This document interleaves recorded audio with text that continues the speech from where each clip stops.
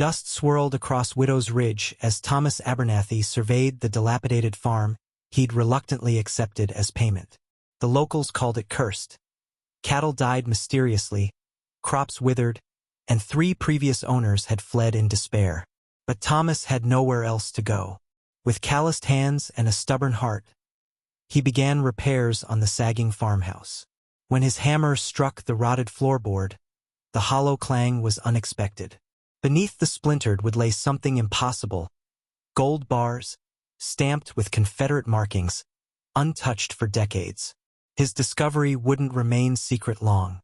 In a territory where men killed for far less, what chance did a simple farmer have against those who would stop at nothing to claim such treasure? Before we jump back in, tell us where you're tuning in from, and if this story touches you, make sure you're subscribed because tomorrow I've saved something extra special for you. Thomas Abernathy sat at his rough-hewn table, unfolding the wrinkled letter that had brought him to this godforsaken place. The banker's elegant script mocked him. In lieu of monetary payment, you may accept the deed to the Wilcox property on Widow's Ridge. He'd had little choice. At 45, with graying temples and hands permanently stained with woodworking oils, starting over wasn't easy. Before the war, Thomas had been one of Pennsylvania's finest carpenters. His furniture graced the homes of Pittsburgh's elite. Then came Gettysburg and 3 years serving the Union as a combat engineer. He returned with a slight limp and nightmares that never fully faded. His business thrived for a time, until the Panic of '73 wiped out his savings and his clientele. "Should have headed west years ago," he muttered, running calloused fingers over the gold bar hidden beneath a loose floorboard. It was one of 17 he'd counted so far. 17 bars. More wealth than he'd ever dreamed of possessing. Thomas had moved the gold to different hiding spots around the property, paranoia growing with each passing day. The weight of his secret pressed on him like the Pennsylvania humidity he'd fled. His journey west had been a desperate gamble. Kansas, Nebraska, Colorado. He tried his hand at various trades, drifting further from the life he'd known. When he'd arrived in this nameless territory 6 months ago, he'd taken carpentry work from banker Harrison's brother, rebuilding the man's home after a fire. The payment never came. Instead, this cursed farm. "Some payment," Thomas snorted, looking around at the sagging roof beams. Yet there was potential here. The land itself was good, fertile soil in the valley, timber on the ridge, a clean creek running the property's edge. The farm's failure wasn't natural. Even before finding the gold, he'd suspected something wasn't right about the place's reputation. The farmhouse had been solidly built once. The previous owners had neglected basic maintenance, but the bones were sound. Thomas recognized craftsmanship when he saw it. Someone had taken pride in these dovetailed corners, these hand-carved balusters. His wife Catherine would have seen the beauty beneath the decay. "Everything deserves a second chance, Tom," she'd often said. The fever took her in '68, leaving him truly alone. 5 years of wandering followed before this dubious opportunity. Thomas pulled out the small daguerreotype he kept in his jacket pocket. Catherine's patient smile stared back at him. "What would you make of this, Kate?" he whispered. Confederate gold hidden on Union soil. The irony wasn't lost on him. He'd fought to preserve the Union, and now Confederate treasure might save him from destitution, or get him killed. He'd noticed the change immediately after discovering the gold. Strangers lingering near his property line. The sudden interest in the worthless farm from townfolk who'd previously mocked him. Banker Harrison's probing questions about any unusual findings during his repairs. The rumors about the farm's curse had seemed laughable at first. Crops that withered overnight. Livestock dropping dead without cause. Tools disappearing. Previous owners driven to madness or financial ruin. Thomas had dismissed it as frontier superstition. Now he wondered if the curse was deliberate. Someone ensuring the farm changed hands regularly, keeping anyone from looking too closely at the property. Perhaps someone who knew what lay beneath those floorboards. Thomas ran his thumb over the Confederate seal on the gold bar. The metal gleamed dully in the lamplight. Blood money, perhaps. Payment for supplies never delivered. a desperate last attempt to fund a dying cause. However it came to be buried here, it represented both opportunity and danger. He needed information, history, context. The schoolteacher might help. Miss Whitaker seemed different from the others in town. Educated, observant, less quick to judgment. He'd need to be careful, reveal nothing about the gold yet. But she might know something about the farm's past owners, about Confederate movements through the territory during the war. Thomas returned the gold to its hiding place and spread the survey map across his table. By law, any mineral rights belonged to the property owner. The gold was his. But law meant little in territories where justice often came from the barrel of a gun. Tomorrow he would visit town, gather supplies, ask careful questions. Tonight, he would sleep with his shotgun close at hand. The curse of Widow's Ridge Farm was no longer about superstition. It was about survival. Widow's Creek wasn't much as frontier towns went. A dusty main street, false-fronted buildings, and the persistent smell of livestock and unwashed men. Thomas tethered his horse outside the general store, adjusting his worn coat. He felt eyes on him immediately. "Well, if it ain't the new owner of Haunted Hill," called a voice from the saloon porch. Laughter followed. Thomas ignored them, pushing into Milligan's general store. The shopkeeper, a stout man with suspicious eyes, slid a leather-bound ledger across the counter when Thomas requested supplies. "Need to see you can pay before I load up credit," Milligan said flatly. Thomas noticed a page in the ledger marked with the name Wilcox Farm. Entries showed a pattern. Supplies purchased, debts mounting, then abrupt departure. For different names over 6 years. "Cash only for the Ridge folk," Milligan added, watching Thomas scan the ledger. "Too many runners." "I'm not running anywhere," Thomas replied, counting coins onto the counter.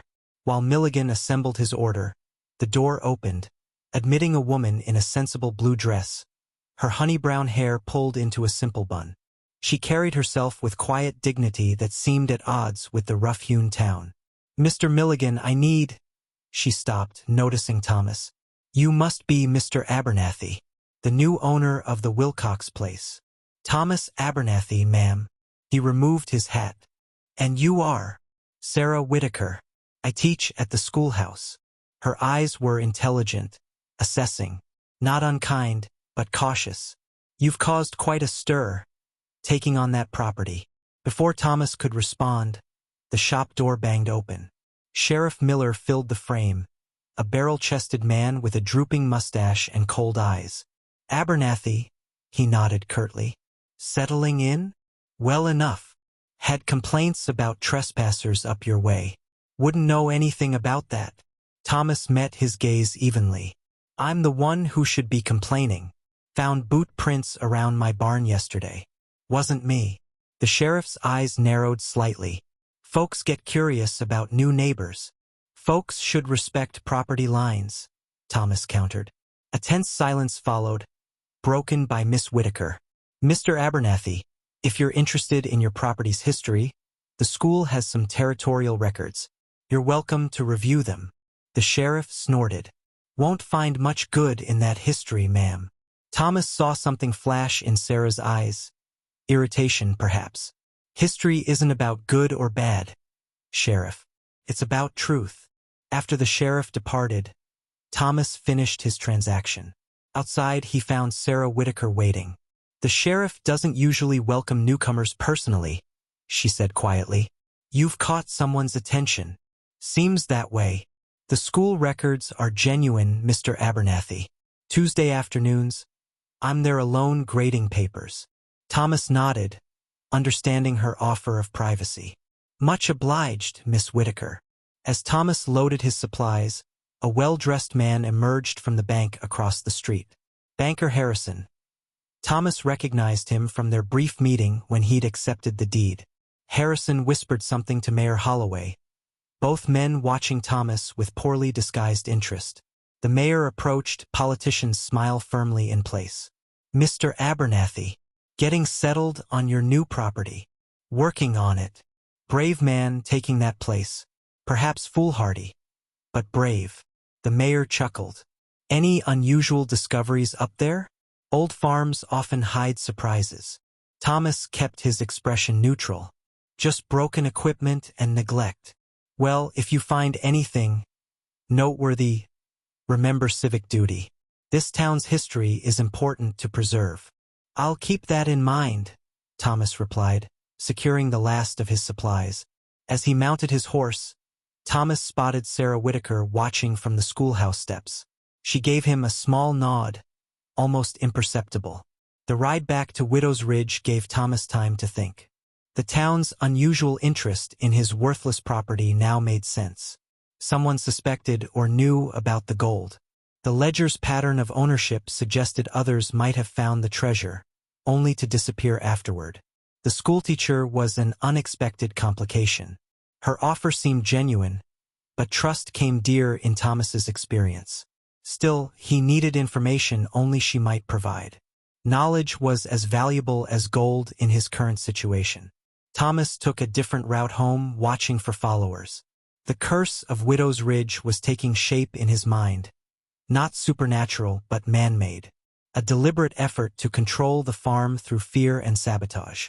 As he approached his property, Thomas spotted fresh hoof prints turning toward his barn. Someone had visited while he was in town. The game was already in motion, whether he was ready or not. Thomas secured his property before venturing back into the house. The intruder had been careful, but not careful enough.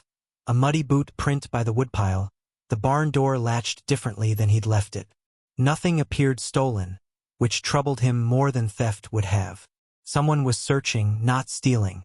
Inside, Thomas pulled up the loose floorboard where he'd hidden one gold bar. He lifted it carefully, examining it properly for the first time. The bar felt substantial, heavier than it looked. The Confederate stamp was clear, CSA 1864, along with markings indicating its weight and purity. Thomas had seen Union gold during the war, similar in size but with different markings. Blood money, he murmured. He pried up additional floorboards, exposing the shallow cavity beneath. 16 more bars lay nestled in the dirt. Thomas extracted them one by one, wiping each clean with a rag. All bore the same stamp, though some showed additional marks, scratches that might be deliberate rather than accidental. Thomas had heard rumors during the war about Confederate gold shipments moving west, supposedly to buy supplies or fund continued resistance. Most soldiers dismissed such talk as campfire fantasy. Now evidence lay before him, tarnished but unmistakable. But why here? This remote farm seemed an unlikely hiding place for Confederate treasure. Unless the remoteness was precisely the point. Thomas gathered the bars and considered his options. Keeping them beneath the floor was too risky, especially with unknown visitors snooping around. He needed a better hiding place, one nobody would think to search. Working through the night, Thomas created a false section in the root cellar wall, concealing the space behind preserved vegetables and old tools. Once satisfied with his handiwork, he placed all but one of the bars inside. The last bar he wrapped carefully and tucked into his saddlebag. He needed to know what he was dealing with. Dawn found him inspecting his property boundaries. The farm sat on roughly 80 acres. Good bottomland near the creek, wooded slopes rising to the ridge that gave the place its name. Previous owners had cleared only the easiest land, leaving timber standing on the higher ground. Smart farming would have cleared more. The timber alone was valuable, unless they'd been discouraged from staying long enough to properly develop the place. Thomas checked for signs of sabotage. The well seemed clean, but he drew water carefully, testing it before drinking. The barn's structure was sound despite its weathered appearance. Even the supposed cursed fields showed signs of decent soil beneath neglected weeds. This wasn't a worthless property. It was deliberately underutilized. Someone wanted the farm to appear valueless while ensuring it changed hands regularly. By midday, Thomas had devised a plan. He would make visible improvements to the farm, repairs any new owner would undertake, while secretly investigating the gold's origin. He needed to know if he was legally entitled to the treasure or if keeping it made him a thief. More importantly, he needed to understand who else might know about it. Thomas prepared for his visit to the schoolteacher. He wrapped the single gold bar carefully and concealed it in a false-bottom toolbox. If Miss Whitaker proved trustworthy, the bar would help explain his situation. If not, she'd see nothing but a carpenter's tools. As he worked, Thomas considered his options. He could take the gold and disappear, head to California. Or Oregon, start fresh with wealth few men ever saw in a lifetime. The thought was tempting. No more struggling. No more starting over. But running meant living as a fugitive, always looking over his shoulder. Besides, something about abandoning the farm bothered him. This land deserved better than its reputation. So did he. Thomas fashioned a hiding place for his Army Colt revolver beneath his coat. He hadn't carried it regularly since the war, but frontier wisdom suggested renewed acquaintance with the weapon. As sunset approached, Thomas secured the house and barn, setting subtle markers that would reveal any intrusion. Threads across doorways, sticks positioned to fall if doors opened. Simple tricks he'd learned during the war. Tomorrow he would visit the schoolteacher. Tonight he would keep watch from the ridge above his property, observing who might come calling in the darkness. The gold had remained hidden for years. One more night wouldn't matter. As darkness fell, Thomas settled into position with his blanket and rifle. Below, the farmhouse stood silent, its weathered frame silvered by moonlight. Not much to look at, but it was his curse, gold and all. The distant howl of a coyote echoed across the valley. Thomas smiled grimly. He wasn't the only predator watching the farm tonight. The schoolhouse stood apart from Widow's Creek's main street, a simple clapboard building with a small bell tower. Thomas approached cautiously, the false-bottomed toolbox heavy in his hand. His night watch had revealed nothing, but morning brought fresh boot prints near his barn. Someone was watching, waiting. Inside, afternoon sunlight streamed through tall windows, illuminating rows of rough-hewn desks. Sarah Whitaker sat at a larger desk at the front, head bent over papers. She looked up as the floorboards creaked beneath Thomas's weight. "Mr. Abernathy, you came." She gestured to a chair beside her desk. "Please." Thomas removed his hat.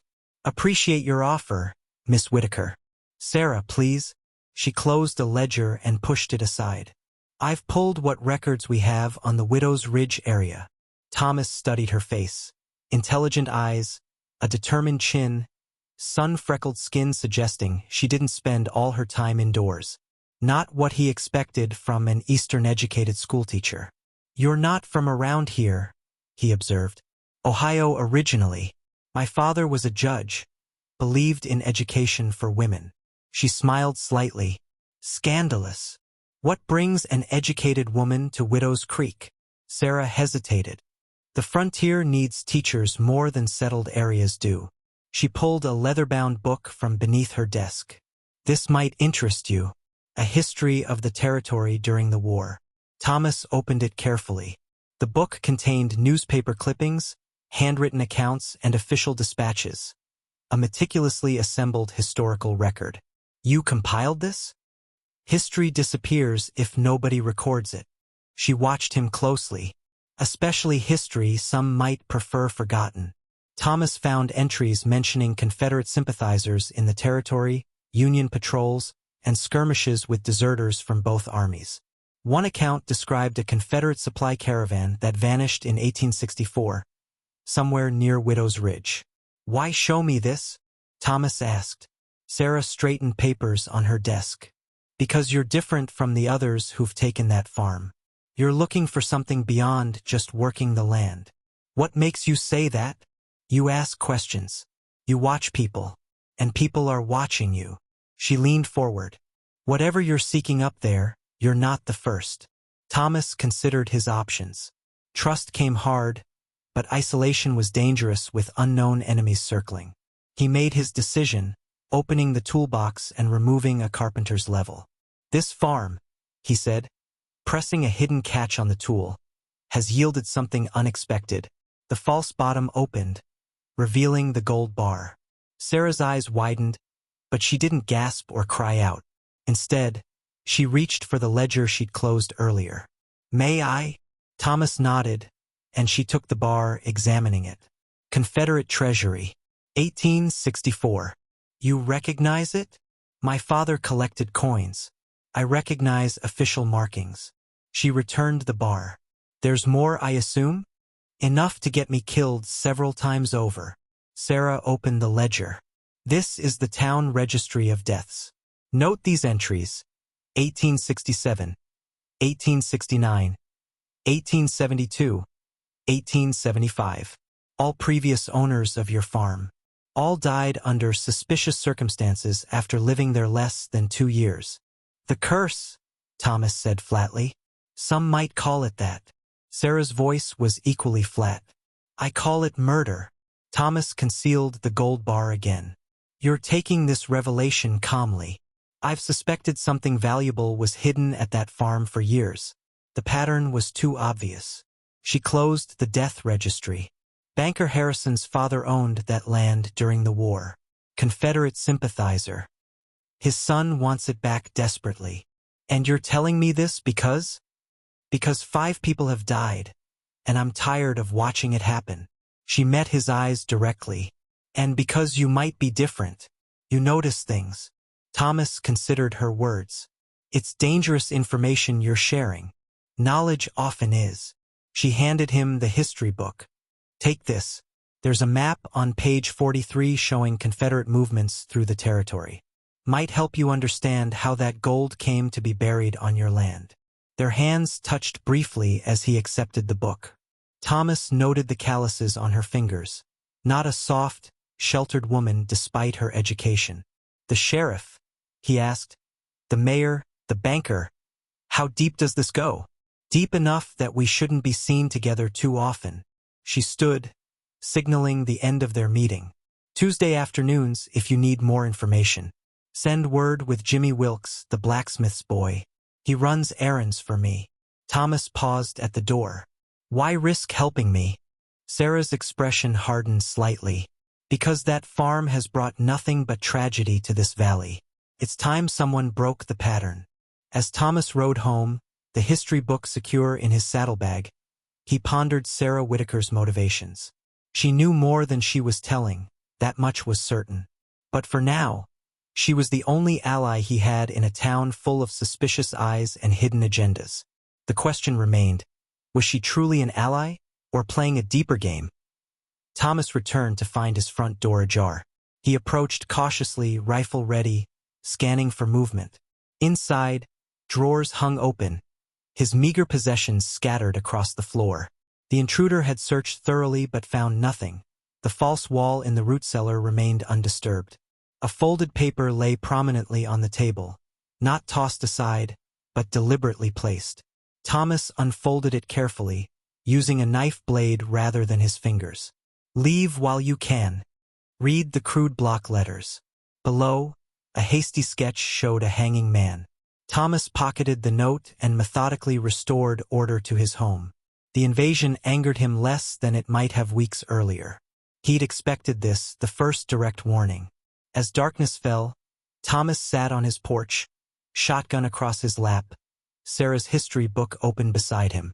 The Confederate supply caravan mentioned in the accounts would have passed near here in late 1864, carrying gold to purchase supplies in Western territories still neutral or sympathetic to the Southern cause.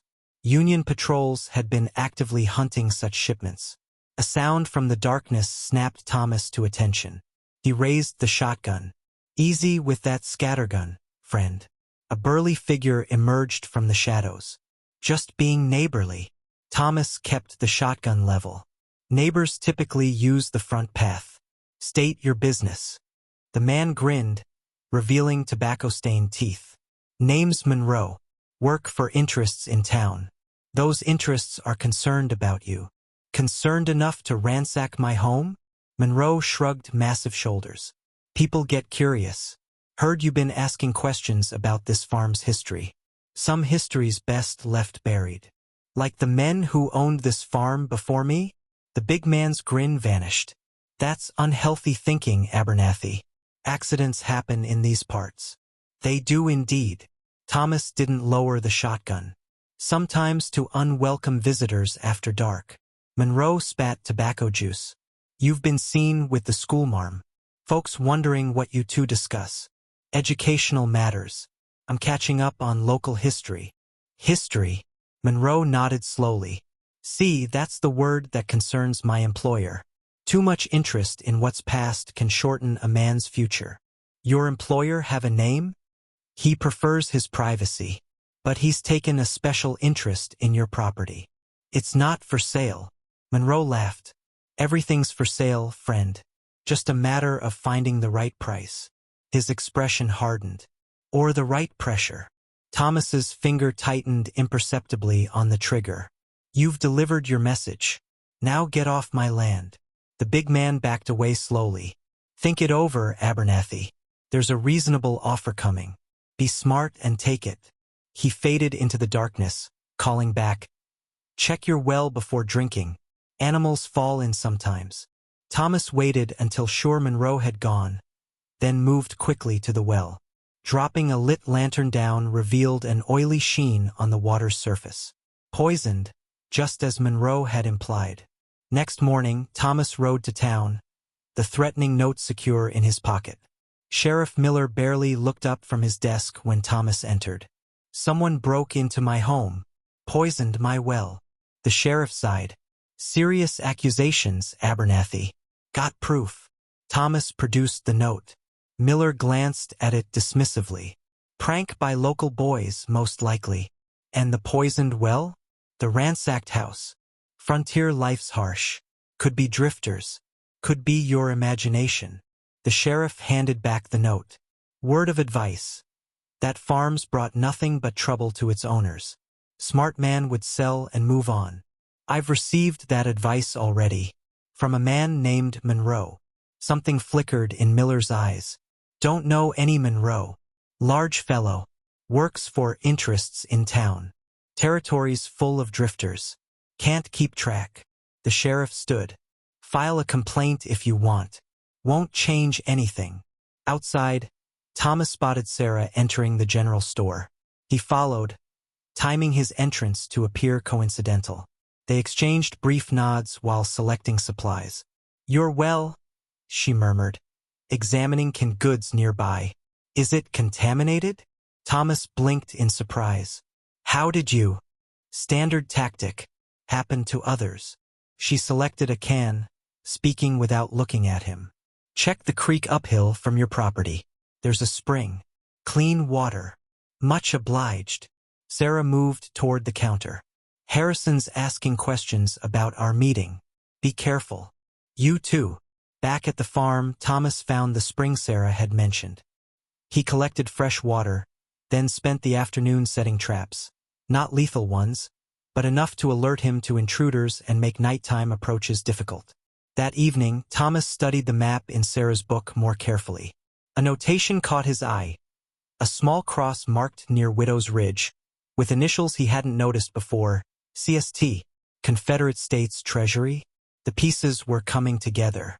A gold shipment, a Confederate sympathizer's farm, a hidden cache, and a decades-long conspiracy to control the land without raising suspicions. Thomas checked his revolver, ensuring it was loaded and ready. They would come again. Perhaps not tonight, but soon. And when they did, he'd be prepared. The following Tuesday found Thomas back at the schoolhouse, this time with Sarah's history book and a carefully wrapped package. The discovery of CST on the map had convinced him to risk another meeting. Sarah locked the schoolhouse door behind him. I was concerned after hearing about your visitor. News travels fast. Monroe isn't subtle. He's Harrison's enforcer when legal methods fail. She nodded toward his package. You brought something? Thomas unwrapped the military map he'd found tucked in the book's binding. Yellowed with age, marked with faded ink. This was hidden in your history book. Confederate military map. Sarah's eyes widened. I never knew it was there. She examined it carefully. These markings, supply routes through Union territory. And here, she pointed to a small circle near Widow's Ridge. A cache location. CST, Thomas added. Confederate States Treasury? It would explain the gold bars. Sarah retrieved a journal from her desk drawer. This belonged to Captain Ellis Whitaker. My grandfather. Thomas tensed. Your grandfather was Confederate? Ohio fought for the Union, Mr. Abernathy. She opened the journal. My grandfather was Union cavalry, tracked Confederate supply movements. The journal contained detailed accounts of patrols, skirmishes, and intelligence reports. Sarah turned to an entry dated October 1864. Here, grandfather intercepted a Confederate courier carrying dispatches. The messages mentioned a gold shipment heading west to purchase supplies and arrange foreign backing through Mexico. Thomas studied the entry. He knew about the gold. He suspected, but never confirmed it. Sarah turned more pages. His patrol clashed with Confederate escorts near Widow's Ridge. The Confederates scattered, presumably hiding the gold before they were captured or killed. Thomas connected the pieces. And the property belonged to Josiah Harrison, Banker Harrison's father, a known Confederate sympathizer. Sarah closed the journal. After the war, Josiah claimed to have lost everything. He sold portions of his land, including what's now your farm, to pay debts, but kept searching for the gold, Thomas concluded. And when he couldn't find it, he manufactured reasons for the property to change hands regularly. The curse gave him excuse to buy back the land when each owner gave up. Sarah's expression hardened. Until they stopped cooperating. Thomas felt a chill. The deaths in the registry, accidents, illness, frontier justice. Sarah's voice was bitter. Impossible to prove otherwise. But Josiah died years ago, leaving his son to continue the search. Sarah replaced the journal in her drawer. Andrew Harrison believes that gold is his family's rightful property. Thomas paced the small classroom. So Harrison's father hid Confederate gold on his own property? Not necessarily. The Confederates may have chosen his land without his knowledge initially. But he certainly knew afterward. Sarah studied the map again.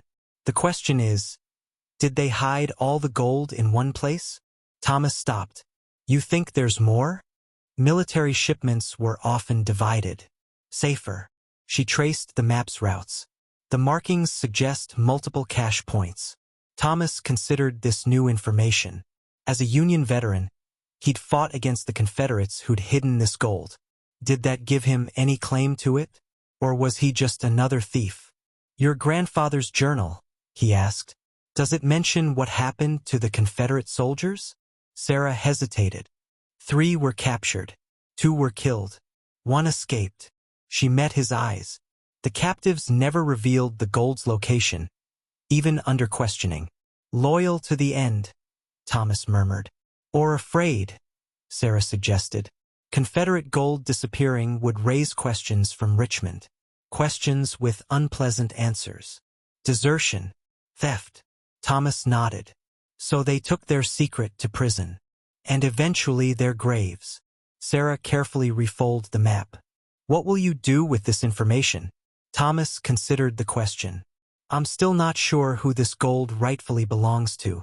The Confederacy no longer exists. The Union prevailed, but the government never knew about this cache. And the current owner of the land where it was hidden has legal rights to anything found there, Sarah added quietly. Their eyes met in understanding. By law, the gold was his. But laws meant little against men like Harrison and Monroe. The banker's son won't stop, Thomas said. No. His father spent decades searching. Andrew's obsession runs even deeper. Sarah handed back the map. Be careful, Thomas. Monroe isn't his only resource. The use of his first name didn't escape Thomas's notice. You're taking risks too, Sarah. Helping me. A small smile touched her lips. I've never been one to walk away from what's right. As Thomas prepared to leave, Sarah stopped him. One more thing. The town council meets Thursday. Harrison's proposing a new property tax assessment, targeting outlying farms. Another pressure tactic. They're escalating. She placed a hand briefly on his arm. Watch your back. Thomas rode home thoughtfully, the map and its revelations secure in his saddlebag. Sarah Whitaker was becoming more than just an ally. The thought was both comforting and concerning. He couldn't afford emotional entanglements, not with the dangers closing in. Yet as he approached Widow's Ridge, Thomas realized he was no longer thinking of the farm as merely a temporary holding. This land, curse and all, was becoming something worth fighting for. Thomas awoke to the acrid smell of smoke. He grabbed his rifle and rushed outside to find his wheat field ablaze, flames licking hungrily at the dry stalks. Not an accident, the fire had been set in multiple locations. By dawn, Thomas had contained the fire, saving half his crop. His hands were blistered, his lungs raw from smoke. As he surveyed the damage, he found a wagon wheel wedged between rocks near the creek. Deliberately sabotaged, its wooden spokes partially sawed through. Had he not discovered the tampering, the wheel would have collapsed during his next trip to town, potentially causing a fatal accident on the ridge's steep trails. Getting bold, Thomas muttered, examining the sabotage. This went beyond intimidation, this was attempted murder. The sound of approaching horses put Thomas on alert. He positioned himself behind the barn, rifle ready. 3 riders appeared, Monroe and 2 men Thomas didn't recognize. They surveyed the burned field with satisfaction. "Shame about your crop, Abernathy," Monroe called out. "Accidents happen this time of year." Thomas stepped into view, rifle aimed steadily. 3 men visiting after a night fire. Sheriff might find that interesting. Monroe laughed. "Sheriff's busy in town. Won't be riding out for farming troubles." He gestured toward the charred field. "Way I see it, you've got more problems than you can handle. Harrison's offering fair price for this land. Last chance to sell without further complications." "Not interested." Monroe's expression hardened. "Heard you've been cozying up to the schoolmarm, researching history." He spat. "Dangerous hobby for both of you." The threat against Sarah sent cold anger through Thomas. "You tell Harrison my answer is still no. And if anything happens to Miss Whitaker, they'll never find all the pieces of whoever's responsible." The 2 men with Monroe shifted uncomfortably, but the big man just grinned. Brave talk from a man watching his livelihood burn. He turned his horse. "Think it over, Abernathy. Next time won't be just a field." After they departed, Thomas inspected his property thoroughly. Beyond the burned field and sabotaged wheel, he found evidence of tampering with his well rope and a weakened support beam in the barn. Systematic destruction, designed to appear as accidents or bad luck. The curse of Widow's Ridge, manufactured one incident at a time.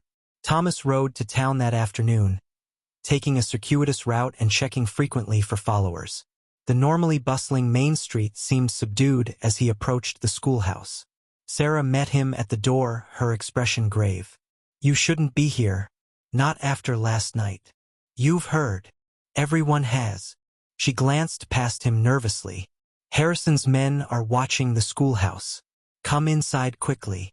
Once inside, Sarah showed him a notice posted on her desk that morning. "By order of the town council, school operations will be reviewed for budget considerations. They're threatening your position. It's their way of warning me." She straightened papers with trembling hands. "Thomas, I found something you should see." From beneath a floorboard, Sarah retrieved a small tin box. Inside lay newspaper clippings detailing the deaths of previous farm owners. Not just names and dates as in the registry, but circumstances. William Cooper, 1867, barn collapse. Jacob Mills, 1869, wagon accident on Widow's Ridge. Samuel Tanner, 1872, well poisoning. Attributed to natural minerals. Sarah's voice was steady despite her shaking hands. All ruled accidental. All investigated by Sheriff Miller. Thomas studied the clippings. The same methods they're using against me, but accelerated. It took months of incidents before the others died or fled. They're moving faster with you. She met his eyes. They're getting desperate. Because they know I found something. Sarah nodded. Harrison's called in men from outside the territory. Professional troublemakers. She hesitated. And Mayor Holloway announced the railroad's land acquisition plans yesterday. They'll need property along the creek. My property. Precisely. If you won't sell willingly. Thomas understood. Between the gold and the railroad, His worthless farm had become the most valuable land in the territory. Reason enough for murder. You should leave town, Sarah.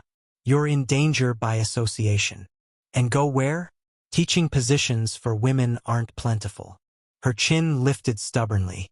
Besides, I've invested too many years tracking Harrison's schemes to run now. Thomas recognized the determination in her eyes, the same he felt about his farm. Then we need allies. Few will stand against Harrison and the mayor. They control the town's economy. What about outside the town? The territorial marshal? Sarah considered this.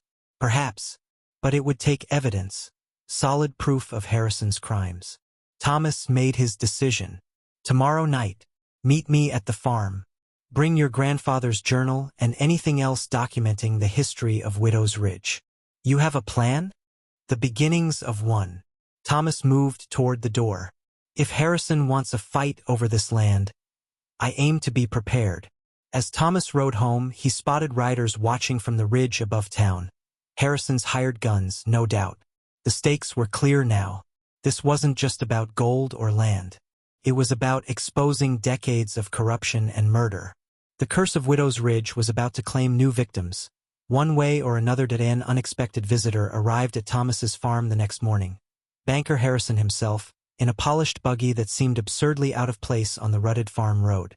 Thomas watched from the porch, shotgun visible but not aimed as the banker approached.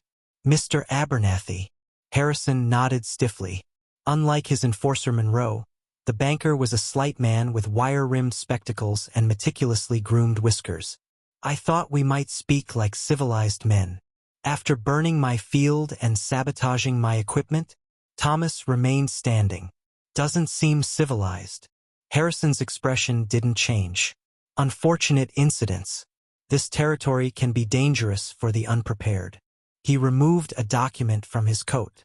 I've brought a deed transfer and purchase offer. $500. Generous for land in this condition. Thomas didn't reach for the paper. Not interested. I understand your reluctance. Harrison adjusted his spectacles. Perhaps you believe the property is worth more due to unexpected discoveries. The reference to the gold was unmistakable. Thomas kept his expression neutral. The only thing I've discovered is that people in town take unusual interest in this worthless land. Harrison sighed. Let's dispense with pretense, Mr. Abernathy. We both know what lies beneath your floorboards. When Thomas didn't respond, he continued. Confederate gold belongs to those who supported the cause. My father was such a man. The war's been over for decades. The principle remains. Harrison's voice hardened. That gold was entrusted to Confederate sympathizers. My father's land was chosen for a reason. Your father lost this land fair and square. A flash of anger crossed the banker's face. Through Union persecution, they systematically destroyed Southern sympathizers after the war. Thomas recognized the bitterness of lost cause rhetoric. He'd heard it often enough after Appomattox. Why not simply report the gold to authorities? Claim it legally? Harrison laughed coldly. And have it confiscated as war contraband? No, Mr. Abernathy. What's buried here belongs to the Harrison family by right of blood and loyalty. Then why sell the land repeatedly? Why the elaborate curse? Preservation. Keep the land changing hands, discourage development, maintain control through fear while searching for the cash. Harrison straightened. My father searched for decades. I've continued his work. It's my legacy. Thomas studied the deed Harrison held. And if I refuse your offer? Widow's Ridge has a history of tragedies. Monroe can be overzealous. The banker's voice remained conversational. The schoolteacher's position is also precarious. Educational budgets are easily cut. The threat against Sarah ignited Thomas's anger, but he kept his voice level. Seems you've thought of everything. I'm a thorough man. Harrison offered the deed again. Sign today and you walk away with cash and your health. Refuse and, well, accidents multiply on cursed property. Thomas took the document, pretending to consider it. His eyes caught unusual phrasing in the fine print. language about mineral rights and existing commodities remaining with the previous owner. The deed was crafted to give Harrison automatic ownership of any gold found on the property, even after sale. Need time to consider, Thomas said, folding the paper. Until tomorrow, Harrison agreed, too readily. I'll return for your answer.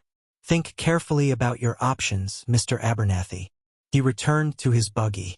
Few survive refusing the inevitable. After Harrison departed, Thomas examined the deed more carefully.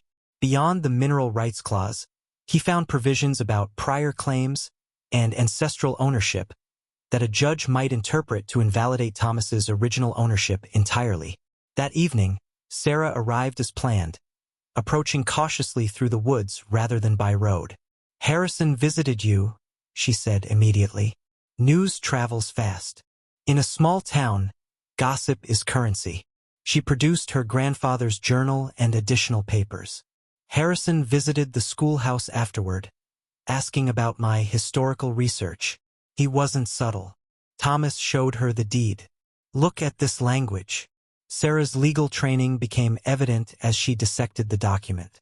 This is remarkably duplicitous. These clauses would not only grant Harrison any gold found, but potentially revert all improvements and crops to him as well. She looked up sharply. And this passage about unclaimed estate elements, that's a reference to the gold. He knows it's here. He suspects strongly. Sarah indicated another section. This language makes you responsible for any pre-existing hazardous conditions, meaning if anyone got hurt looking for gold on the property, you'd be liable. Thomas paced the small cabin. Harrison said his father was chosen to protect Confederate gold. It's his family's legacy. A convenient belief. Sarah opened her grandfather's journal. According to my grandfather, the Confederate detachment was surprised by Union cavalry. They hastily concealed the gold before being captured. Josiah Harrison's involvement came later, after he discovered what they'd hidden. So his claim is false. Entirely. The gold was Confederate government property, not private funds.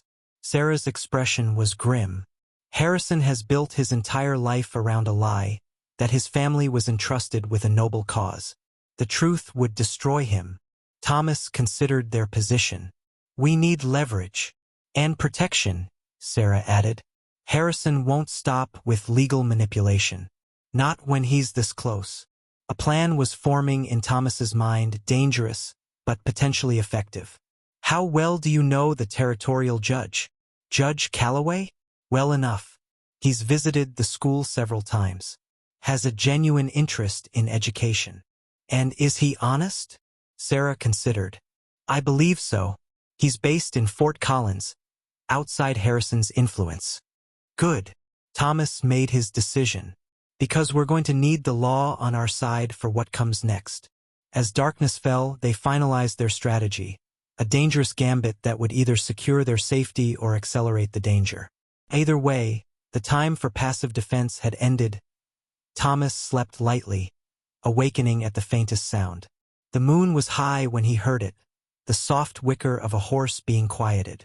He reached for his rifle and moved silently to the window. 3 shadows crept toward the house, while 2 more approached the barn. He'd prepared for this. After sending Sarah safely back to town with their evidence and plans, Thomas had set up his defenses. Tripwires connected to tin cans near the approaches, furniture strategically positioned for cover, lanterns ready but unlit. The first intruder triggered a wire. Cans clattered, startling the men and sending them diving for cover. Thomas seized the moment to light a lantern, its sudden glare destroying their night vision. That's far enough, he called out. Next man who moves gets a bullet. A shot answered him, splintering the window frame. Thomas ducked and returned fire, aiming above the men to drive them back rather than kill. He had no desire for bloodshed, but neither would he be driven from his home. You're outnumbered, Abernathy. The voice belonged to Monroe. Make it easy on yourself. Got no quarrel with you boys, Thomas called back. Just leave my property. Can't do that. We're authorized to search these premises for stolen property. Thomas recognized the legal fiction, a pretense for their invasion. On whose authority? Town council. Now throw out your weapon and open the door. Another shot punctuated the demand, this one thudding into the doorframe. These weren't warning shots, they were trying to kill him. Thomas moved to another window, fired twice to keep them guessing his position, then rolled to a new vantage point. The lessons of war returned with grim familiarity. Never stay in one place. Control the battlefield when outnumbered. A crash from the back of the house told him someone had broken in. Thomas retreated to the kitchen, where he'd built a barricade of the heavy oak table. The intruder rounded the corner and Thomas fired a warning shot that sent the man scrambling back. "You got one chance to leave alive," Thomas shouted. "Next shot won't miss." Outside, Monroe was organizing a more coordinated attack. "Jenkins, circle around back. Taylor, cover the front door. We rush him on my signal." Thomas knew he couldn't hold them off indefinitely. 5 against 1 were poor odds, even with preparation. He needed to even them somehow. The barn. If they believed the gold was hidden there, Thomas grabbed a small sack he'd prepared, filled with metal scrap that would clink convincingly like gold coins. He hurled it through the broken window toward the barn, shouting, "Protect the barn. Don't let them get it." The ruse worked. Monroe immediately redirected his men. "They're moving it. 2 of you with me to the barn. The rest keep him pinned down." The distraction gave Thomas the opening he needed. While 3 men rushed the barn, he focused on the 2 remaining attackers. A careful shot struck one man's leg, dropping him with a howl of pain. The other fired wildly before retreating. In the confusion, Thomas slipped out the side door. Using the darkness and his knowledge of the property, he circled behind the men at the barn. Monroe and his companions were inside, ransacking the building in search of gold. Thomas entered silently, rifle ready. "Drop your weapons." Monroe spun around, surprisingly fast for his size. His gun was already rising. Thomas fired first, the shot catching Monroe's shoulder. The big man staggered but didn't fall. "You'll hang for this, Abernathy," Monroe growled, clutching his bleeding shoulder. Self-defense against armed intruders.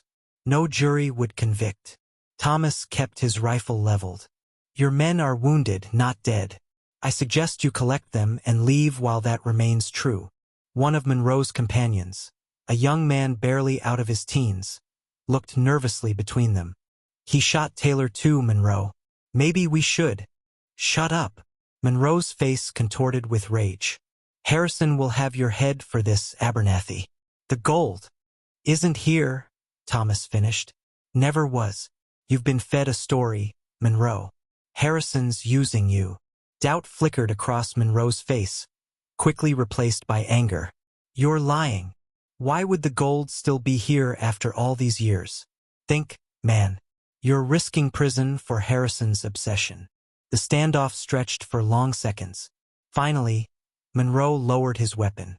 "This isn't over." "Yes, it is." Thomas nodded toward the door. "Take your wounded and go. Don't come back." The intruders retreated, collecting their injured companion. Thomas watched from the barn door as they mounted their horses and rode away. Only when their hoofbeats faded did he allow himself to feel the pain in his side, a bullet graze he hadn't noticed in the heat of the moment. Inside the house, Thomas found a broken lantern amid the wreckage, left behind by the intruders in their haste. He lifted it, studying the manufacturer's mark, Harrison General Store, stamped on the base. Physical evidence tying the raid to Harrison.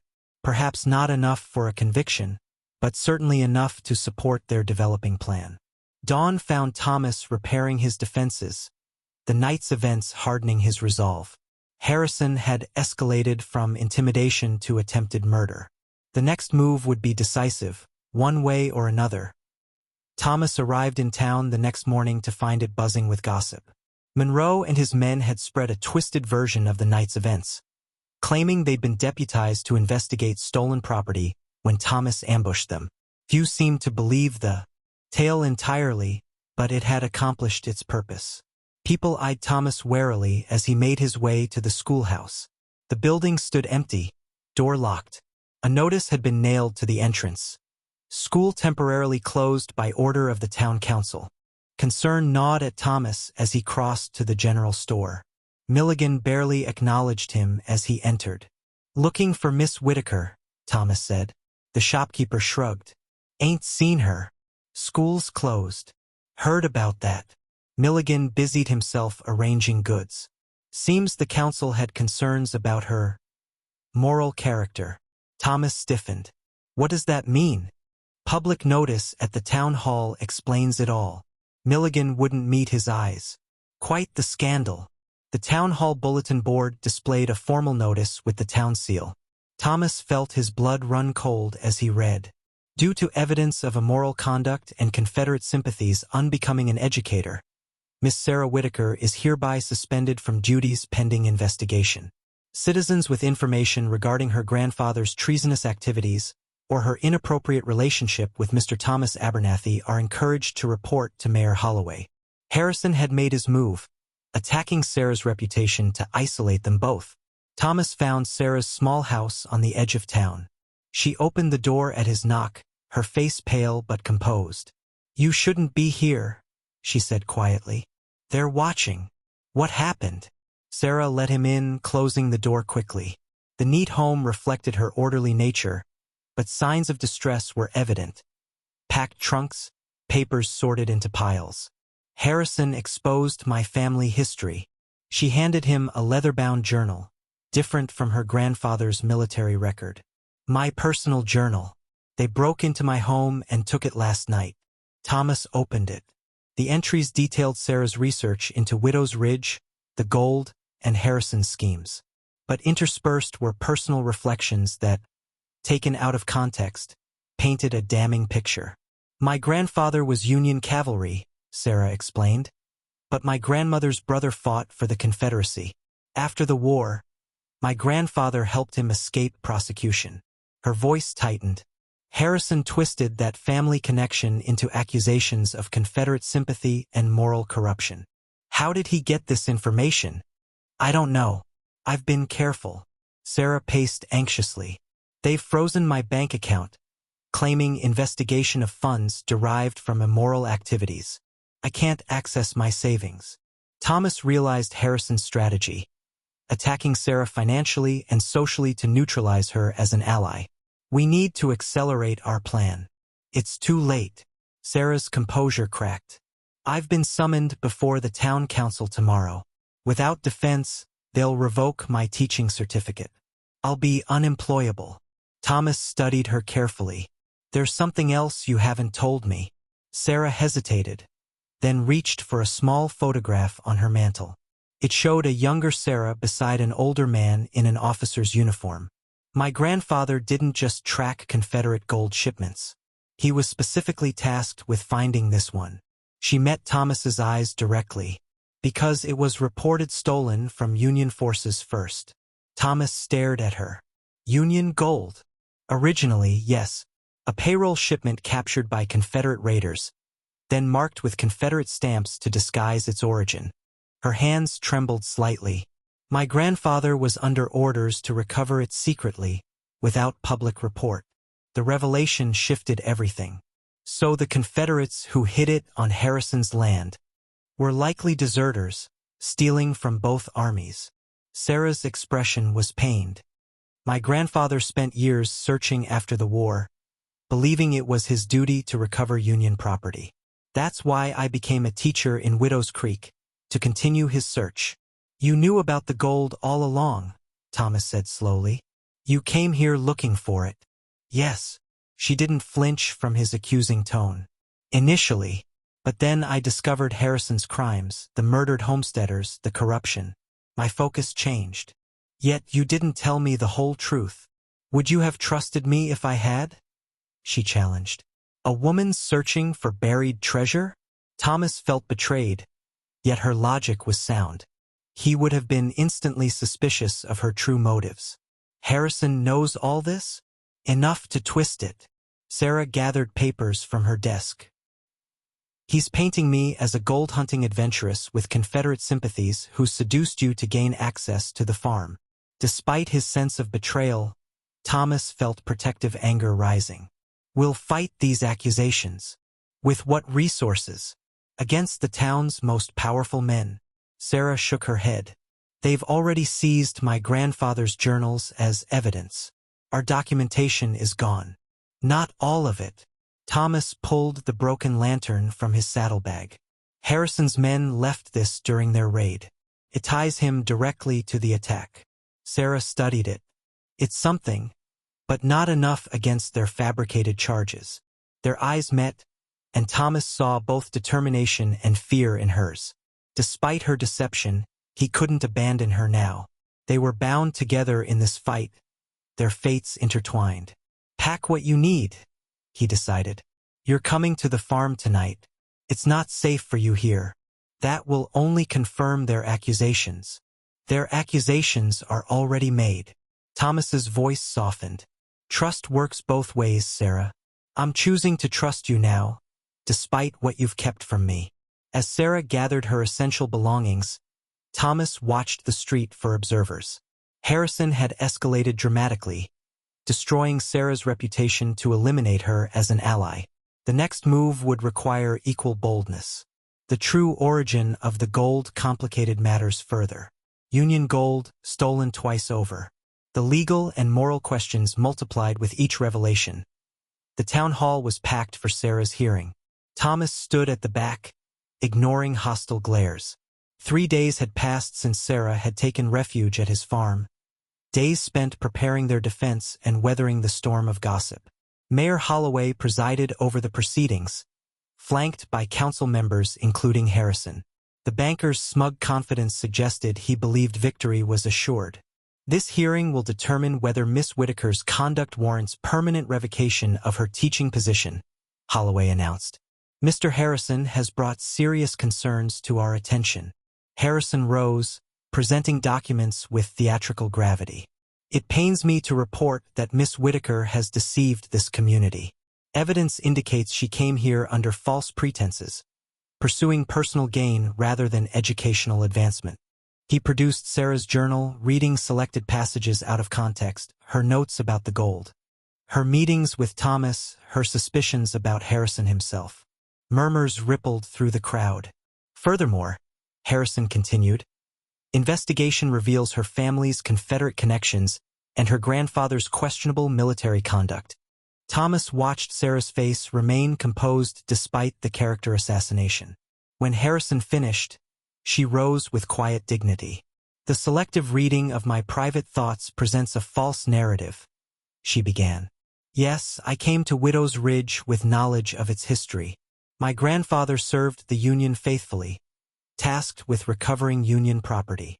She explained the gold's true origin as a stolen Union payroll, careful to exclude details that might trigger a government claim on Thomas's property. Several council members appeared surprised by this revelation. As for my relationship with Mr. Abernathy, Sarah continued. A relationship you don't deny, Harrison interrupted.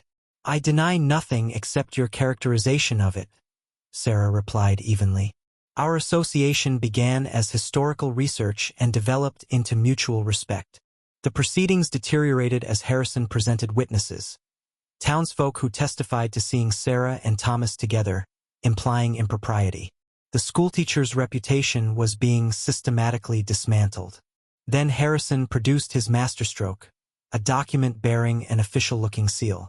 Records from Ohio indicating Sarah Whitaker was dismissed from a previous teaching position for similar conduct. He passed the paper to the mayor. A pattern of behavior unbecoming an educator. Thomas recognized their moment of greatest danger. He stepped forward. That document is a forgery. The room erupted. Mayor Holloway pounded his gavel. Mr. Abernathy, you are not recognized. Nevertheless, I have evidence of forgery. Thomas approached, placing another document on the table. This is a letter from the Ohio State Board of Education confirming Miss Whitaker's exemplary service. Note the authentic seal. Harrison's face darkened. This is irrelevant. We have testimony. From men in your employ, Thomas countered. Just as you employed men to raid my farm.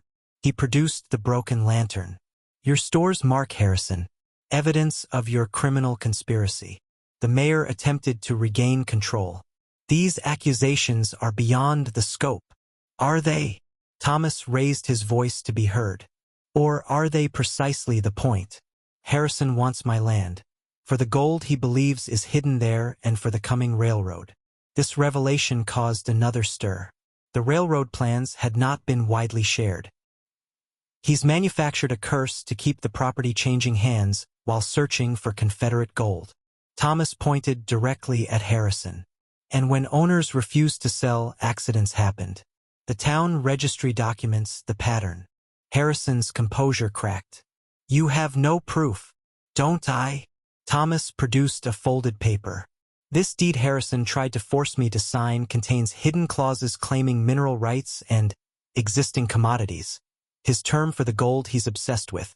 He handed the document to an elder council member, directing him to the relevant passages. The man's eyebrows rose as he read. Furthermore, Thomas continued, I filed a formal complaint with the territorial judge regarding the attack on my property and Harrison's fraudulent land schemes. Judge Calloway will be arriving tomorrow to investigate. This was their gambit. Sarah had indeed sent a messenger to Fort Collins, though they couldn't be certain the judge would respond favorably. Harrison's face flushed with anger. This is absurd. Abernathy is a desperate man making wild accusations to protect his ill-gotten gains. Ill-gotten? Thomas kept his voice level. The property was legally transferred to me as payment for debts. Any minerals or valuables found there belong to the current owner by territorial law. A council member, Johnson, the blacksmith, spoke up. Seems to me there's enough questions here to warrant postponing any decision until Judge Calloway arrives. Mayor Holloway looked displeased but nodded reluctantly.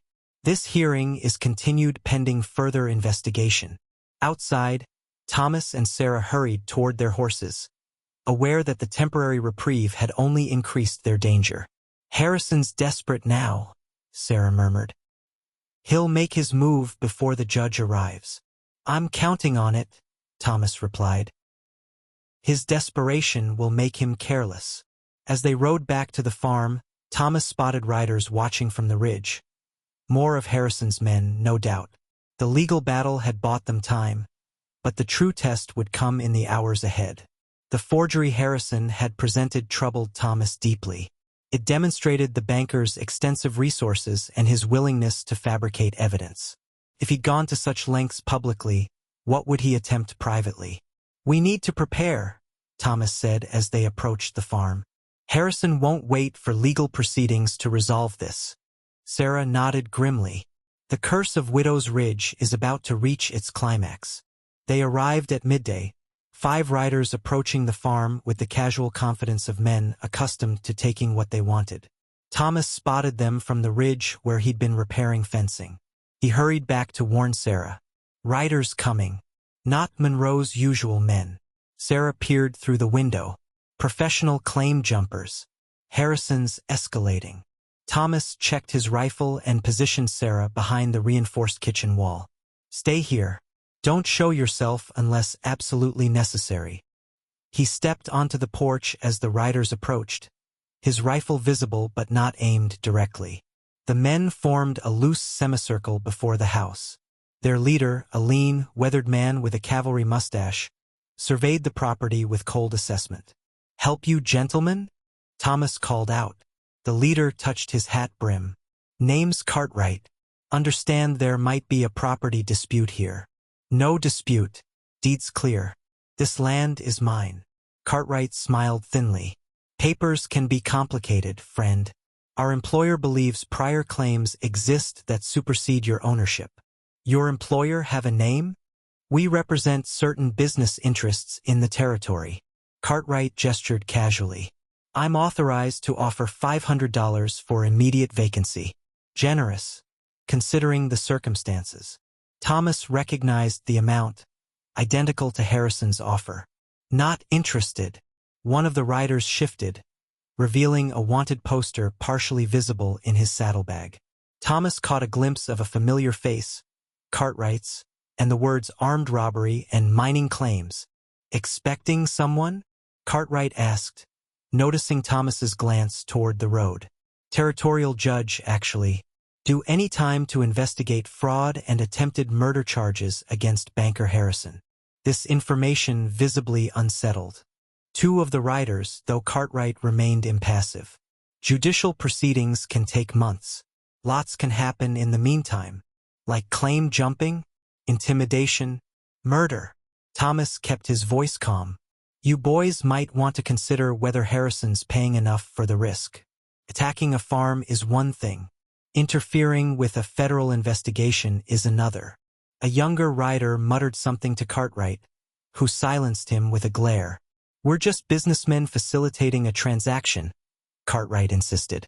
Though I admit, the terms could become less favorable if complications arise.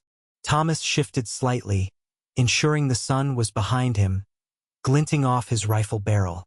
Served with the 2nd Pennsylvania during the war. Combat engineer. Spent 3 years dealing with men who thought they could take what wasn't theirs. The casual reference to his military experience changed the dynamic. Cartwright reassessed Thomas with newfound respect and caution. Military man. Explains a few things. Cartwright nodded toward the farm, including why Monroe's boys came back with extra holes. Self-defense against armed intruders. Would happen again if necessary. Cartwright considered this. Our employer indicated this would be a simple matter. Seems he misrepresented the situation. Harrison tends to omit details that don't serve his purposes. The mention of Harrison's name directly caused the riders to exchange glances.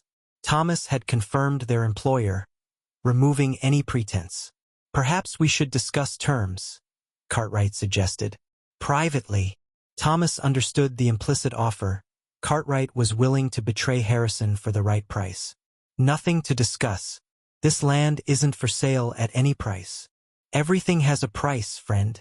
Cartwright leaned forward in his saddle. Even if it's not in dollars. Harrison mentioned gold. Confederate treasury. Worth considerably more than this scrubland. Did he mention it was originally stolen Union payroll? That a federal investigation might claim it as government property regardless of who finds it. This was clearly news to Cartwright. His expression hardened. Harrison's been less than forthcoming. He's desperate. The judge arriving tomorrow will expose years of fraud and murder. Thomas gestured toward town. You might want to consider which side of that investigation you want to be on when it concludes. The standoff stretched for long seconds. Finally, Cartwright straightened. We'll return tomorrow. Think carefully about your position, Mr. Abernathy. Professional courtesy only extends so far. As they rode away, Sarah emerged from the house. That was risky. Confronting them directly. Had to establish boundaries. Thomas watched the dust trail. They'll be back, but we've created doubt.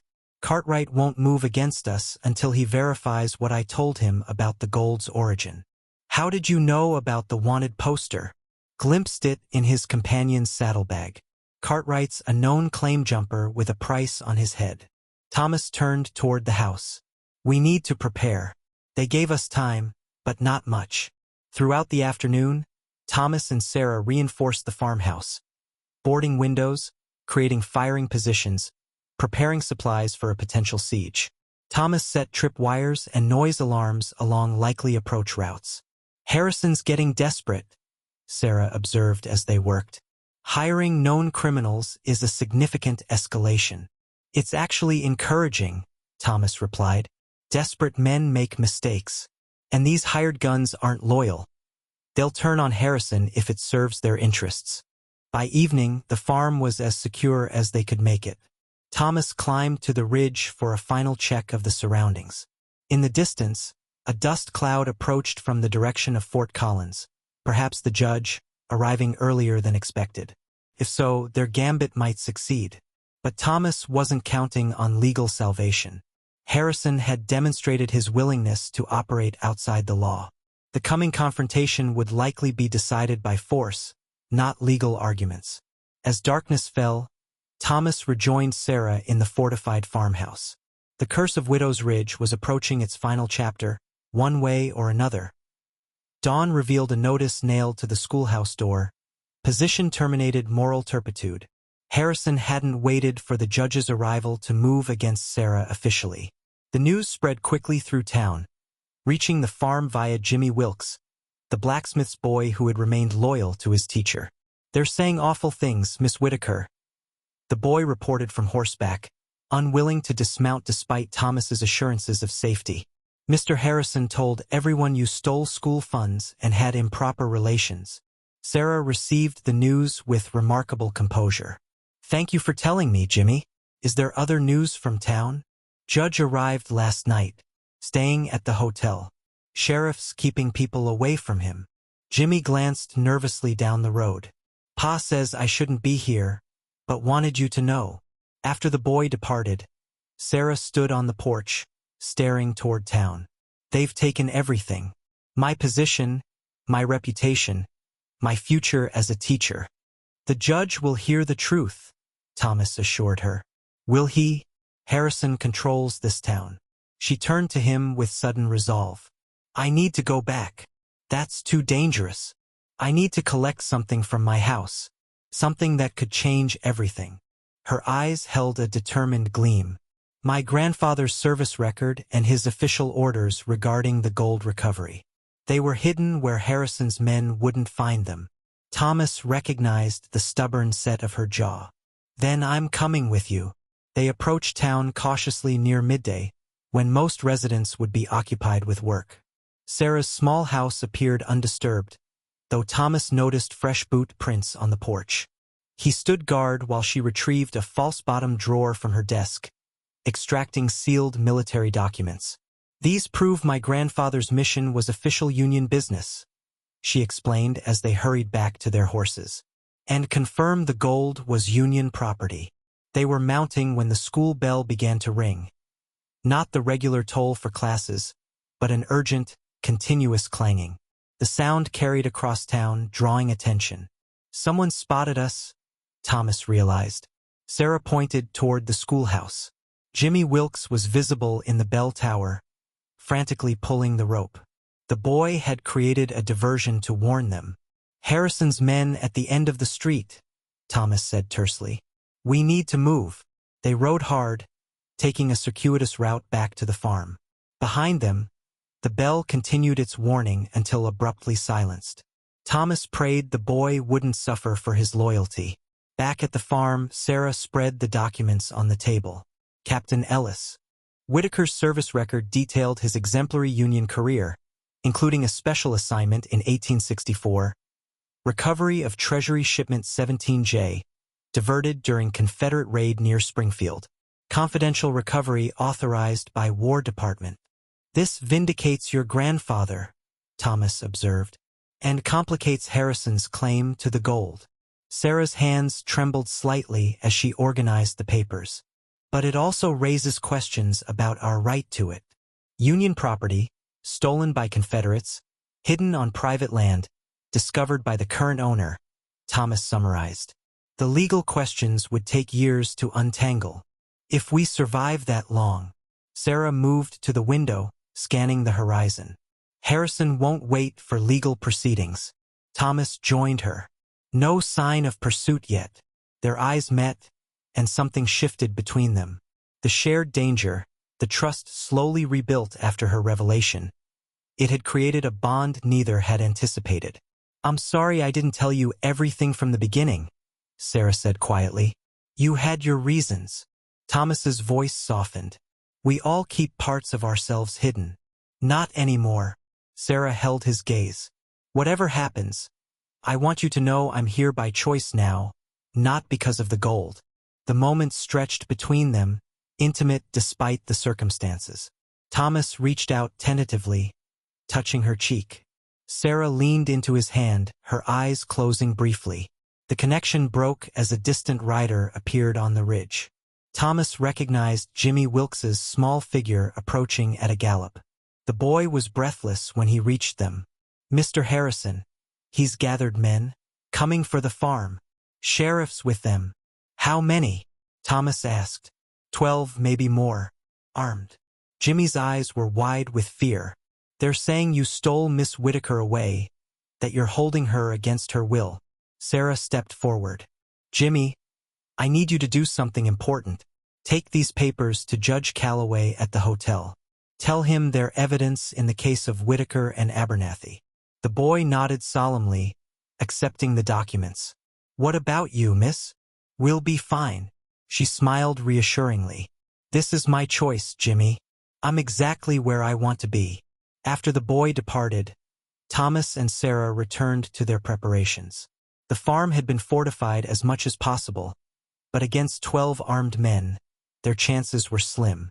"You could still leave," Thomas offered. "Take the mountain trail east. I could hold them off."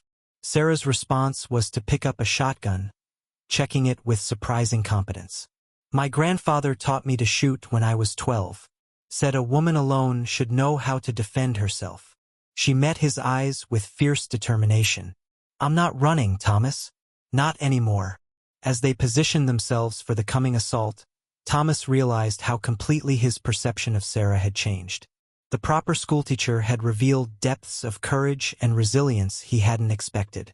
The school bell, silent since their escape, suddenly began to ring again. 3 quick peals, then silence. A warning that Harrison's men were on the move. Sarah took position at a window, shotgun ready. "Whatever happens, we face it together." Thomas nodded, feeling an unexpected sense of peace despite the approaching danger. For the first time since the war, he wasn't fighting alone. Dusk approached with no sign of Harrison's men. The delay was unnerving. Thomas had expected an immediate assault. He paced the farmhouse, checking defenses while Sarah kept watch from the upper window. "Rider coming," she called suddenly. "Just one." Thomas joined her, rifle ready. Through the fading light, he recognized Sheriff Miller approaching slowly, a white handkerchief tied to his rifle barrel. "Parley," Thomas muttered. "Stay alert. Could be a distraction." He stepped onto the porch as Miller reined in. The sheriff remained mounted, hands visible. "Abernathy, Miss Whitaker." He nodded to each. "I'm here to talk." "Where's Harrison's lynch mob?" Thomas kept his rifle ready. "Delayed. Judge Calloway's intervention." Miller's expression revealed nothing. "Boy delivered your documents. Judge has temporarily suspended all actions against you pending formal hearing." Sarah appeared beside Thomas. "You expect us to believe Harrison would respect judicial authority now?" "Believe what you want." Miller reached into his coat slowly. "Got something you should see." He extended a yellowed photograph. Thomas took it cautiously, studying the faded image. It showed a group of Union soldiers, one face circled in faded ink. "Recognize anyone?" Miller asked. Thomas shook his head, but Sarah gasped softly. "My grandfather." She pointed to a young officer. "And that's—" Her finger moved to the circled face, a stern-looking captain. "Josiah Harrison," Miller confirmed. "Banker Harrison's father." Thomas stared in confusion. Harrison's father was Confederate. "That's the story, ain't it?" Miller's mustache twitched. "Truth's more complicated. Josiah Harrison was Union Army intelligence. Deep cover operation, posing as Confederate sympathizer." The revelation landed like a physical blow. Sarah's hands trembled as she held the photograph. "That's impossible. My grandfather's journals were carefully edited," Miller finished. "Need-to-know mission. Your grandfather wasn't told everything." Thomas processed this information against what they knew. If Harrison's father was Union intelligence, then the gold was never Confederate at all, Sarah whispered. "It was a Union operation from the beginning." Miller nodded grimly. Union Treasury needed gold moved west secretly, disguised it as Confederate shipment to avoid attention. Josiah's farm was the designated holding point. He gestured toward the house. The gold was supposed to be retrieved after the war, but something went wrong. The deserters, Thomas realized. Confederate soldiers who discovered the truth. Rogue elements from both sides, Miller clarified. Men who learned about the shipment saw opportunity in chaos. They raided the transport, killed loyal guards, hid the gold here. Sarah studied the photograph intently. "If this is true, Why has Andrew Harrison perpetuated the curse? Why not simply claim the gold officially? Because only half the gold made it to this farm. Miller's words fell like stones. Original shipment was 34 bars. 17 are still missing, according to Treasury records. Thomas and Sarah exchanged startled glances. Thomas had found exactly 17 bars beneath his floorboards. Harrison believes the rest is still hidden on this property, Thomas concluded. Been searching for decades. The curse kept anyone from developing the land too extensively, gave him excuse to examine every inch. Miller adjusted his hat. When you found gold and didn't run or die like the others, you complicated things. Thomas struggled with this. New information. Why are you telling us this now? Judge has the original Treasury documents. Game's changed. Miller grimaced. And Mayor Holloway's just revealed his hand. He's not after Harrison's gold. He wants the railroad land acquisition. Controls the holding company that'll make millions if the route follows his plan. The mayor is behind this too? Sarah's voice rose in disbelief. Holloway and Harrison had separate agendas, temporarily aligned. Now they're at odds. Miller straightened in his saddle. Harrison's obsessed with completing his father's mission. Holloway just wants the land cleared for the railroad. Gold be damned. And where do you stand, Sheriff? Thomas kept his rifle ready. Miller's weathered face showed a flicker of emotion. 20 years I've watched men die over rumors and greed. Enough's enough. He extended another document. Judge issued this. Federal protection order for both of you as material witnesses. Thomas took the paper cautiously. The official seal and signature appeared genuine. Why should we trust you now? Sarah demanded. You've stood by while Harrison terrorized this community.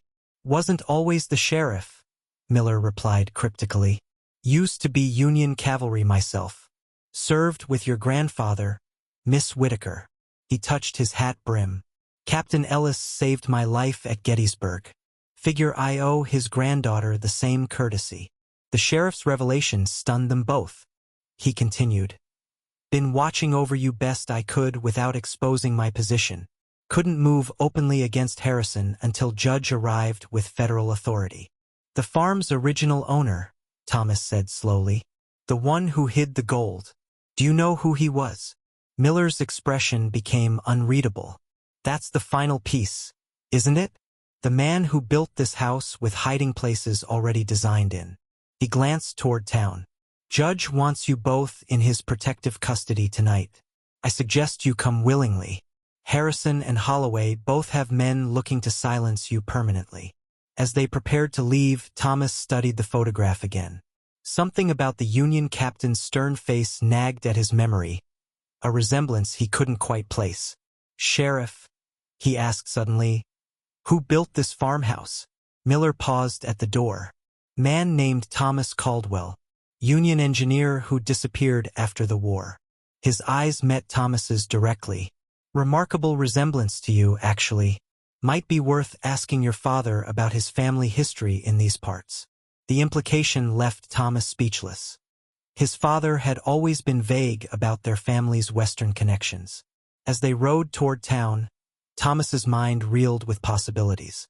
The curse of Widow's Ridge had just become vastly more complex, and potentially more personal than he could have imagined. Judge Calloway's temporary courtroom in the town hotel was heavily guarded. 3 federal marshals positioned strategically around the building. Inside, Thomas and Sarah sat across from the judge, a stern-faced man with penetrating eyes and a reputation for incorruptibility. On the table between them lay an ornate Civil War pistol, a Colt Navy revolver with TC engraved on the grip. The judge had produced it from a locked case as evidence. This belonged to Thomas Caldwell, the Union engineer who built your farmhouse, Mr. Abernathy. Judge Calloway studied Thomas's reaction. Sheriff Miller suggests you might have family connections to Caldwell. Thomas held the weapon reverently. My father never spoke much about his people.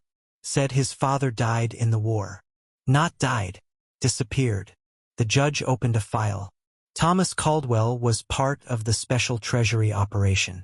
After the war, he was tasked with quietly recovering the gold. He established the farm as his base, built the house with specialized hiding places. What happened to him? Sarah asked. According to records, he reported finding half the shipment, 17 bars. Before he could recover the rest, he vanished. The judge's expression was grave. Treasury suspected local Confederate sympathizers discovered his mission. Thomas set the pistol down carefully. And you believe he was my grandfather? The resemblance in these photographs is striking. The judge placed two images side by side. Thomas Caldwell in Union uniform and Thomas's father as a young man. Treasury has maintained quiet surveillance of that property for decades. Then why allow innocent people to buy it? To die there? Sarah's voice sharpened with indignation. Bureaucratic compartmentalization. The Treasury agents weren't authorized to interfere directly, only observe and report. Judge Calloway sighed. By the time they recognized Josiah Harrison's son was behind the curse, the pattern was established. Thomas processed this information. If I am Caldwell's grandson, that doesn't change anything legally.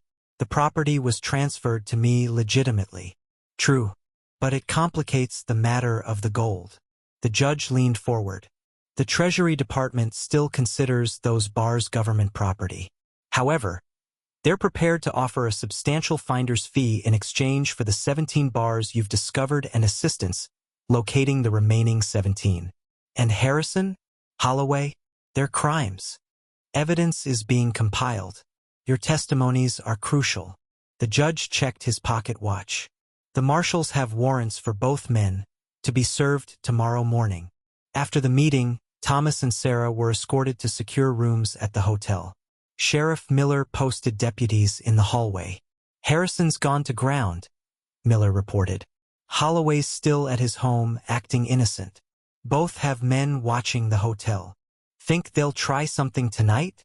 Thomas asked. Holloway's too calculating for that. Harrison's unpredictable now. Miller checked his revolver. I've got men I trust on rotation. Try to get some rest. Unable to sleep, Thomas found Sarah in the small sitting room connecting their chambers. She sat by the window, watching the quiet street below. So much deception, she said without turning. My grandfather's edited journals. Harrison's family history. Your own connection to this land. Thomas joined her at the window. Perhaps the curse was real all along. Just not supernatural. A curse of greed and obsession. Sarah turned to face him. What will you do about the Treasury's offer? The gold never really belonged to me, Thomas admitted. If it helps bring Harrison and Holloway to justice, I'll return it gladly. And the farm? Thomas considered the question. The land that had seemed a burden now represented possibility. Keep it, I think. Break the curse by making it productive again. Sarah's hand found his in the darkness. It won't be easy. Even with Harrison and Holloway facing charges, this town has been shaped by their influence for decades. Nothing worthwhile comes easy. Thomas entwined, his fingers with hers. Would you consider staying? The town will need a schoolteacher once this is settled. Their eyes met, the question encompassing far more than her professional future. Before she could answer, a soft knock interrupted them. Sheriff Miller entered, his expression tense. Cartwright and his claim jumpers just rode into town, he reported quietly. Met with Harrison at the saloon. Something's brewing. Thomas reached for the Civil War pistol he'd been permitted to keep. When will they make their move? Harrison's desperate. Knows the warrants are coming tomorrow. Miller checked the hallway. If I were him, I'd try to eliminate the witnesses tonight and recover the gold before federal authorities take control. Sarah moved to her room, returning with her grandfather's service revolver. I won't be defenseless. Miller raised an eyebrow but didn't comment on her weapon. Judge is secure with 2 marshals. The third is watching the back stairs. My most trusted deputy is on the front entrance. Not enough if Cartwright's brought his full crew, Thomas observed. No, Miller agreed grimly. That's why I've sent for reinforcements. Not sure they'll arrive in time. Thomas checked the Colt's loading. The weapon felt strangely familiar in his hand, as though some ancestral memory guided his fingers. "We need to move the judge to a more defensible position," he suggested, military training surfacing. "Corner room, away from windows, single entry point." Miller nodded approvingly. "Already done. But Harrison doesn't know that. He thinks the judge is in the front suite." "A trap," Sarah realized. "Precisely." Miller checked his pocket watch. "It's nearly midnight. Harrison will move soon, using the claim jumpers as his front line." Thomas made his decision. "We need to end this cycle once and for all. Not just survive tonight, but ensure Harrison and Holloway face justice." As they finalized their preparations, Thomas caught Sarah's determined expression. The schoolteacher who had sought historical truth had become a fighter defending justice. And somehow, improbably, they had become partners in breaking a curse decades in the making. Outside, clouds obscured the moon as mounted figures gathered in the shadows beyond the street lamps. The final confrontation was minutes away. The attack came near 1 o'clock, a coordinated assault from multiple directions. Cartwright's men took the front stairs while Harrison led another group up the service entrance. The thud of boots and muffled orders reached Thomas and Sarah in their defensive position, protecting the corridor to the judge's actual room. Sheriff Miller had positioned himself as a decoy in the front suite, creating the illusion that the judge was there. The ruse worked. The first wave of attackers concentrated their efforts at the wrong end of the hall. "Harrison's desperate," Sarah whispered, her grandfather's revolver steady in her hands. "He wouldn't risk such a public attack otherwise." Thomas nodded grimly. "Desperation makes men dangerous." The first intruder rounded the corner, one of Cartwright's men, moving cautiously. Thomas stepped out, pistol leveled. "That's far enough." The man froze, then slowly raised his hands. Behind him, voices hissed urgent questions. "Tell Cartwright the judge isn't where Harrison said," Thomas instructed. "Tell him Harrison's led him into a federal trap." The man's eyes darted nervously. "Cartwright don't like being misled." "Neither do federal marshals," Thomas replied evenly. "Attacking a judge carries severe penalties. Harrison's trying to save himself by sacrificing all of you." Doubt flickered across the man's face. He backed away slowly, disappearing around the corner. Urgent whispers followed. Sheriff Miller appeared silently beside them. "Harrison's group breached the service entrance. Marshal Collins is engaging them." His voice was taut with tension.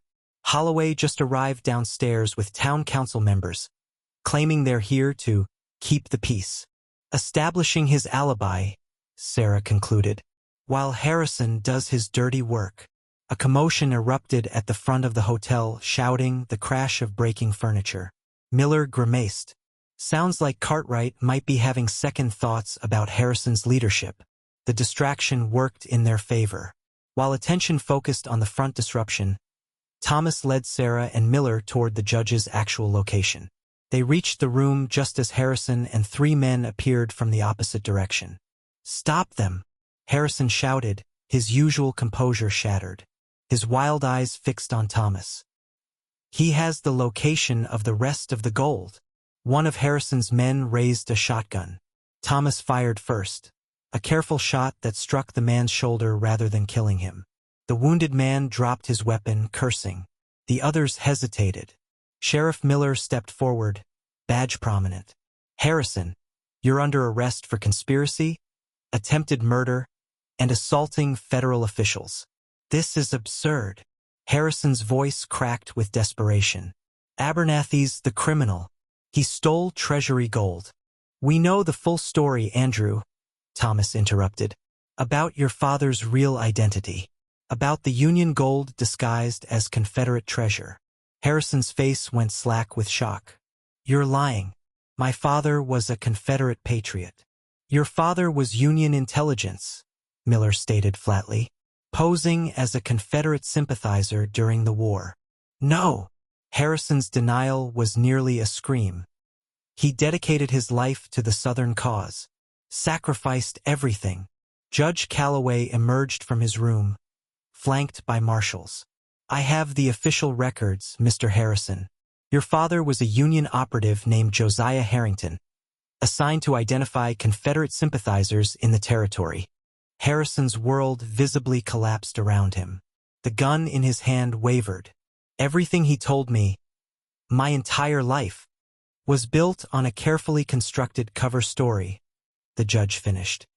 A story he maintained even with his family, apparently. Thomas recognized the dangerous glint forming in Harrison's eyes, the look of a man with nothing left to lose. He tensed, ready to move. "The gold belongs to my family," Harrison insisted, his voice hardening. "My father hid it, protected it." "Your father was protecting Union assets," Judge Calloway corrected. "As a loyal government agent." Harrison's gun steadied, aiming at the judge. "No, I won't allow this lie." Thomas lunged as Harrison fired. The bullet struck the doorframe as Thomas tackled Harrison to the floor. They struggled briefly before Sheriff Miller and a marshal pulled them apart. Downstairs, the confrontation between Cartwright and Holloway had escalated into a public spectacle. The mayor's attempts to distance himself from Harrison collapsed when Cartwright, facing federal charges, began detailing payments he'd received from both men. By dawn, both Harrison and Holloway were in custody. Judge Calloway convened an emergency session in the town hall, where dozens of citizens gathered to witness justice long overdue. The judge held up the town charter, a document that had been modified over the years by Harrison and Holloway to consolidate their power. "This charter has been corrupted through illegal amendments and forgeries," he announced. "Federal authorities will oversee new elections and the restoration of legitimate governance." For Thomas and Sarah, standing at the back of the crowded room, the scene represented the breaking of a curse far more complex than superstition. The decades of manipulation, fear, and violence that had plagued Widow's Ridge were being exposed to cleansing daylight. "It's really over," Sarah murmured, her hand finding Thomas's. "The curse is broken," he agreed. "But rebuilding will take time." As townsfolk approached them with varying expressions of apology, congratulation, and curiosity, Thomas realized that the farm on Widow's Ridge was no longer just a piece of property. It had become a symbol of resilience against corruption, and perhaps the foundation for a new beginning. Sarah seemed to read his thoughts. "The school will need rebuilding. The town needs healing." Thomas nodded, squeezing her hand gently. "And the farm needs tending." Their eyes met in silent understanding. The future stretched before them, challenging but full of promise. A future they would face together. 3 months later, Thomas stood on the porch of his renovated farmhouse, surveying the transformed property. The cursed farm on Widow's Ridge had undergone a remarkable metamorphosis. Fields that had lain fallow for decades now showed the first green shoots of winter wheat. The barn stood sturdy with fresh timber and paint. Most significantly, a new sign marked the entrance to the property: Caldwell Farm EST 1865, acknowledging his grandfather's legacy while claiming his own future. The 17 gold bars had been turned over to Treasury officials, who confirmed Thomas's likely lineage to Thomas Caldwell through military and census records. As promised, a substantial finder's fee had been paid, enough to properly develop the farm and contribute to community restoration. The remaining 17 gold bars were never found. Treasury investigators concluded they had likely been recovered by Josiah Harrison years ago, secretly transferred to government hands while maintaining his cover identity. The mystery suited Thomas fine. It meant treasure hunters would leave his land in peace. Harrison awaited trial in a federal facility, his banking empire dismantled, his family legacy exposed as built on deception. Mayor Holloway had turned state's evidence against his former partner, receiving a lighter sentence in exchange for revealing their years of corruption and fraud. The town itself was healing under interim leadership. New elections were scheduled for spring. Sheriff Miller had announced his retirement once a suitable replacement could be found. His conscience finally unburdened. A wagon approached along the newly graded road. Thomas smiled as he recognized Sarah at the reins. She had been reinstated as teacher with full apologies and back pay, her reputation restored by the judge's public commendation of her extraordinary courage in pursuing historical truth at great personal risk. "The school board approved our proposal," she called as she brought the wagon to a halt. Full funding for the new schoolhouse, plus a library wing. Thomas helped her down from the seat. Their hands lingered together longer than necessary, their relationship now openly acknowledged. The railroad surveyors were here yesterday, he told her. The new route will pass a mile south, close enough for convenient shipping but not encroaching on any farms. Sarah surveyed the property with satisfaction. Hard to believe this is the same cursed land everyone avoided 3 months ago. They walked together toward the creek, where workers were constructing a small grist mill, the first in the area, another community investment from the finder's fee. Judge Calloway's letter arrived, Thomas said, producing the envelope. Treasury Department has officially recognized my grandfather's service and granted clear title to the property, with all mineral and water rights confirmed. Sarah squeezed his hand. Your grandfather would be proud. He built this place to recover lost treasure. You've done exactly that, just not the kind he was seeking. They reached a quiet spot overlooking the valley. The afternoon sun bathed the landscape in golden light, revealing its natural beauty long obscured by neglect and fear. The town council asked again if you'd consider serving, Sarah mentioned. They need good people to rebuild trust. Thomas nodded thoughtfully. Perhaps, once the farm is properly established. And us? Sarah's question held deeper meaning than its simplicity suggested. Is that being properly established as well? Thomas turned to face her, taking both her hands in his. I believe the foundation is sound, strong enough to build upon. He smiled gently. If the architect agrees.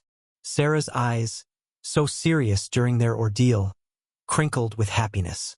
The architect has reviewed the plans extensively and finds them most promising. Their kiss was unhurried, a promise rather than a passion.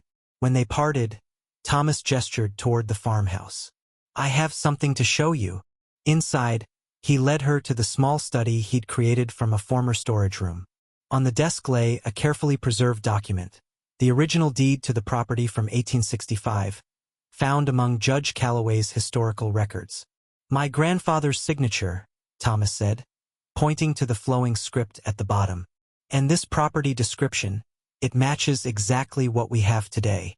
A legacy reclaimed, Sarah murmured, studying the yellowed paper. And expanded. Thomas hesitated, then opened a small box on the desk. Inside lay a simple gold band. Not Confederate gold or Union treasure. Just a simple question about our future. Sarah's breath caught. Her eyes met his, suddenly bright with tears. Thomas Abernathy, are you asking what I think you're asking? Sarah Whitaker, would you consider joining your legacy to mine? Making this farm our home, this community our purpose? Her answer required no words. As they embraced, Thomas glanced out the window at the land that had brought them together, no longer cursed, but blessed with possibility. Outside, children's voices echoed from the direction of the creek.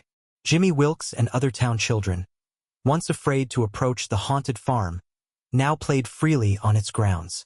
Their laughter seemed the perfect counterpoint to the silence that had shrouded Widow's Ridge for so long. The curse was broken. The healing had begun.